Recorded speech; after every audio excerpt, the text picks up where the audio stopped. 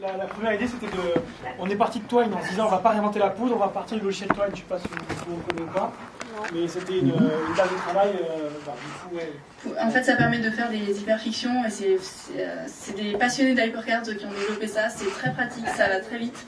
C'est hyper léger, ça permet déjà de développer pas mal de choses, mais et ça permet entre autres d'afficher la structure qui est un petit peu comme ça. C'est des blocs qui sont reliés les uns aux autres avec des conditions. Donc en fait, l'idée c'est qu'on ait toujours une vue globale de tout ce qui a été fait.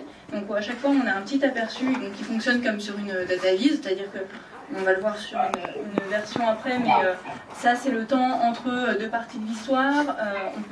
Quand on passe sur la vue vraiment timeline, on voit l'importance du temps pris par chaque bloc, chaque événement, etc. Donc on a aussi parlé du problème de durée. Pour avoir une vision commune, la question c'était aussi comment est-ce qu'on gère le fait que plein de personnes travaillent en même temps. Donc vous vous loguez, quand vous vous loguez, vous avez vos tâches qui apparaissent, ça c'est pas trop un souci. Vous voyez toujours les collaborateurs en train de travailler en même temps que vous sur une des parties de cette histoire transmédia. À chaque fois que vous devez rajouter une action ou un événement ou une scène ou je sais pas comment vous voulez l'appeler, vous avez des métadonnées qui concernent soit l'histoire, donc lieu, personnage, durée, plateforme, mots-clés, tout ce que vous voulez, soit des notes, que ce soit de l'auteur vers l'illustrateur, de l'illustrateur vers l'auteur, du producteur vers l'illustrateur, etc., etc. Le statut aussi, qui peut être genre la deadline est proche ou la deadline est passée, vous êtes mort. Qui doit faire quoi avec des tâches attribuées. Donc les notes au contraire, donc elles se mettent comme ça, vous pouvez rajouter du texte autant que vous voulez. Qui donc sur chaque événement de cette histoire, sur chaque bloc finalement qui compose cette narration, vous allez pouvoir lier des fichiers, donc qui vont être des fichiers son, des fichiers images, des fichiers vidéo, des fichiers audio, voilà. Que vous pouvez remettre directement les uns à la suite des autres, ou au contraire avoir un seul média qui compose ce bloc-là de l'histoire. Bien sûr, il faudra une petite fenêtre pour éditer le texte, que pour le moment j'ai mis là, mais en vrai il faudrait que ça puisse s'afficher quand on passe dessus.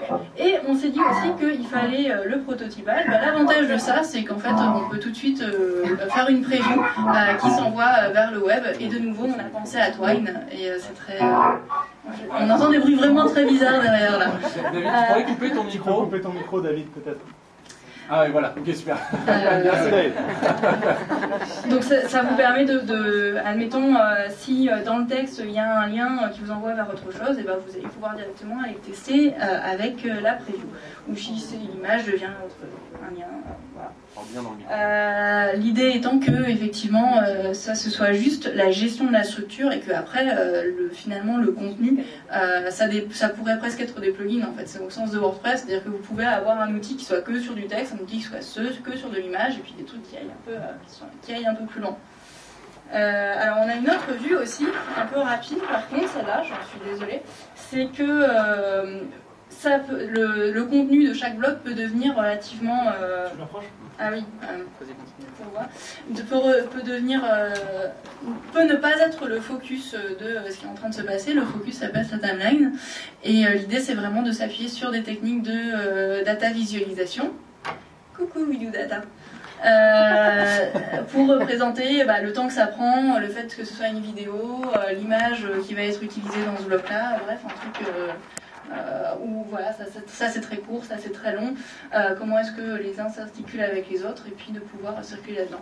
L'idée aussi c'est que si vous êtes, admettons, l'auteur A, j'avais fait ça sur un petit post-it, on l'a pas encore refait, et que vous choisissez auteur A dans les filtres, vous allez avoir que les cases concernant l'auteur A qui s'affichent, et vous pouvez faire pareil avec les personnages, tout ça. Voilà. Ok, c'est fini. Bravo. Ouais,